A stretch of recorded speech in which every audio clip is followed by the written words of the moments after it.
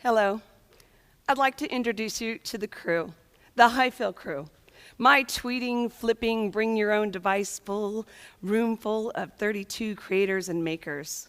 My day family. Yes, I am the day mom, and these are the day brothers and sisters. You see, I learned early on that we spend more waking hours during the week with each other than we do with our own families. And so it became my mission. I wanted them to want to come to this family. I wanted them to wake up in the morning and think, what are we going to do today? And at the end of the day, look up in shock at how fast the time flew. In order to get you to come into the classroom with me, I'd like to bring you along through my Twitter feed, where we share with classrooms all over the country my laboratory full of scientists who love to learn through discovery and play. I mean, who says you have to read silently at a desk when it's so much more engaging when you could build a fort first?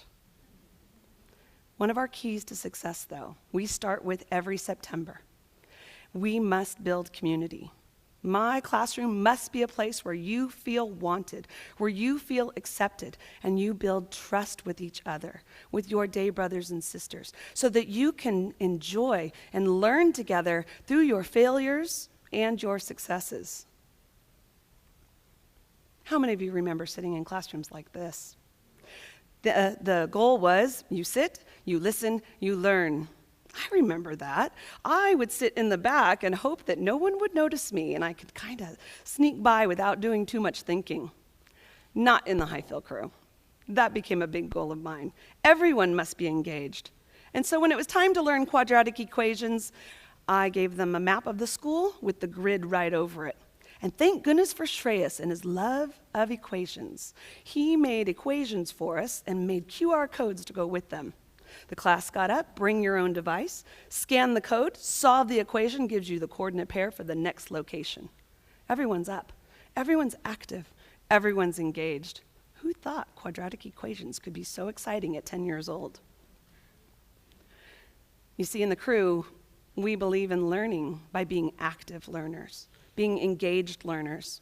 It is so much more effective if I don't tell them how to get on the bike, if I just let them go do it themselves. Now, I could give them a worksheet and say, here you go, this is how you do it, but it's so much more effective, and they get so much more out of it if I trust the process. Now, with anything that you try for the first time, it's very frightening.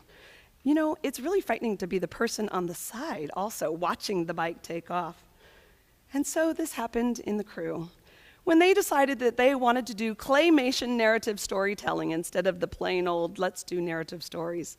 See, I had no idea how to do claymations, but I didn't tell them that. Okay, crew, you're on your way. Well, we had a new nickname after this, and that was the workaround crew, because anytime they hit a wall, these kids were amazing. I would say, well, what are you going to do about it? And they figured it out. It was unbelievable. And the whole time I'm like, I could take notes because I didn't even know that. So in the end, it was unbelievable what they came up with. I couldn't even have set the syllabus or expectations for this. They far exceeded anything I would have dreamed of. 2 of the videos went on to be award-winning videos at the California Student Media Festival. This kind of learning is so much more than narrative storytelling. This kind of learning built communication. It built critical thinking. It built collaboration with each other and problem solving like you couldn't imagine. But there's a catch. It takes time. It takes a lot of time. And it's really frightening to take up all of that time because I have a lot to cover during the school year. And it was a quandary that I had to solve. And then I was introduced to a new way to deliver my content, and that was flipped teaching. You see, this is what my life is like when I'm trying to think of what to do in the classroom. I've got my content to consider. That's my curriculum, and that's the standards that I teach. And then I have my pedagogy. That's what I do with students and what I ask them to do and how I deliver that content. And then, of course, my love of the digital tools, the shiny toys. Now, if I do each of these separately, it's not effective. If I hand you an iPad and say, play on this app, there's nothing innovative about that. It's when I can get all 3 to meet in the center. That's what I strive for. That's the innovation I'm looking for. You see, I worry a lot about blackboard to whiteboard innovation, where you're really not doing anything different. It may be faster and it may be more exciting because it's a great shiny toy, but it's really the same thing that I could have done on paper before. So every day I come into the classroom, I ask myself, what is it that I can do now that I couldn't do before? This is my challenge, and I work very hard at this challenge. Now, I've had some great training, great opportunities with amazing programs around the Bay Area. But within these programs, it was the amazing people that I made contact with, my mentors. One of my greatest mentors, Dr. Ramsey Musalam, introduced me to the concept of flip teaching. He hooked me when he said this. His goal was to make the homework experience more meaningful and the classroom experience more meaningful at the same time. That's me. That's what I want to do. So teach me how, Dr. Musalam. He went on to explain the cycles of learning. And this is what I was doing before I started flipping.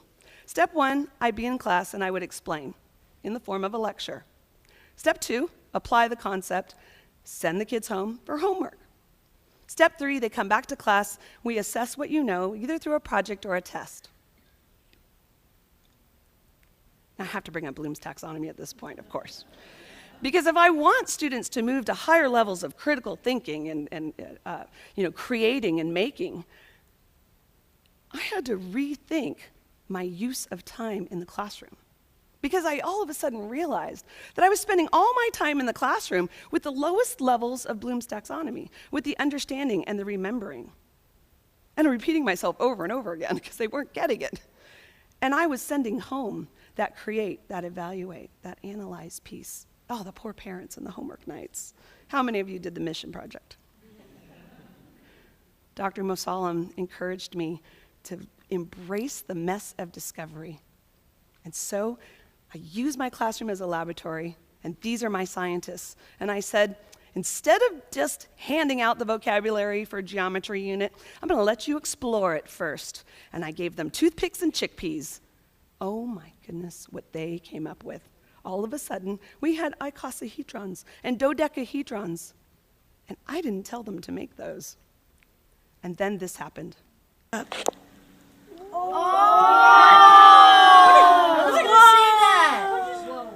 is it? Amazing. Oh my God! What is it? Did you hear it? Did you feel it? It was the aha moment. The moment I live for every day. The moment when learning occurs. And I didn't tell it to them. I just witnessed it. I actually was capturing it on film. This is what my cycles of learning look like now as my classroom. Step 1, we explore. And on Bloom's taxonomy, that's evaluating and analyzing. Step 2, we explain. This is the flip. This is where I create a video of the content, and they watch it at home that night. The next day, they come to class for step 3, apply. Apply the knowledge of that content. This is where the magic happens. This is where I get to spin my craft that I've worked so hard to develop, and I get to be there to witness it. Not only that, I'm there to push those that would rather sit in the back and do nothing. Everyone is participating. So here's what it looks like in the classroom. We had to learn how to add decimals. So I pull out all the money and the coins and the dollars, and I say, all right, everyone, get together, and I want you to figure out how much money you have altogether. And let me know what you've discovered. Well, I was amazed when they stood up and they said, you know, Mrs. Highfill, I noticed that when we combined our money and we were adding it up, and we started with the largest bills and we went all the way to the coins. We were going left to right. But when we're adding, we always go from the coins and go to the largest. We go from right to left. Amazing. That's what number sense development looks like at age 10. That's not something that happens when they're doing the 10 problems out of the math book. Oh, but that night they had to go home and learn how to line up those decimals and bring it down and add decimals properly because, you know, we have to have people be able to balance their checkbooks. The next day in class, they came back. I handed them takeout menus. I said, order anything you want on the menu, but you better add up your bill correctly. So what does it look like now in my classroom? Students go home and they watch a short 5-minute video that I've created, the explain portion. And then they fill out a Google form. I love Google Forms. They submit, and it comes straight to my laptop. So at home that night, I can look at how well they did. It's very simple to see. They encouraged me to put the comment section because they wanted to let me know how good my videos were, or if they already understood it, could they move on? And it's really powerful when they say, I'm really struggling with this. The next day, I'm prepared ahead of time. I know who's getting it and who's not getting it. Who needs to be pulled into a special group with that support for that apply portion of the day. This also tells me something very important. It tells me who didn't fill out the Google form, who doesn't have access at home, and who am I going to reach first that very next morning with a device and say, watch it now. Because who says it has to happen at home? It can happen any time of the day. It can happen at any portion of their learning. See, I've cloned myself. It's great. I don't have to repeat myself ever. I said, did you watch the video? I had a student write a comment to me, and they're saying, watching your videos is like having you right next to me as I'm learning. It's an amazing, powerful thing. You see, my day family has become a place to wonder and the time to do it with. I've had people ask me, why do you teach? I think I've had a big aha moment about that. Because I get to explore, and I get to discover, and that is a powerful feeling. And I get to witness this. The face of accomplishment as Shreyas completed that QR code scavenger hunt. The face of Isabella, that joy as she completed her kindness project. And the face of Anthony, the pride and the confidence that he gained because he discovered from his explorations instead of being told. You see, my classroom has been given the gift of time, and it's amazing what they've done with it. We have a saying in the highfill crew, once a highfill crew member, always a highfill crew member. That's powerful. It means a lot to them, not just to this year's crew, but to all 19 of them. And I ask you, where in the world do you belong? Where in the world do you take the time to explore first and then explain and apply? That's the world we are creating. Thank you.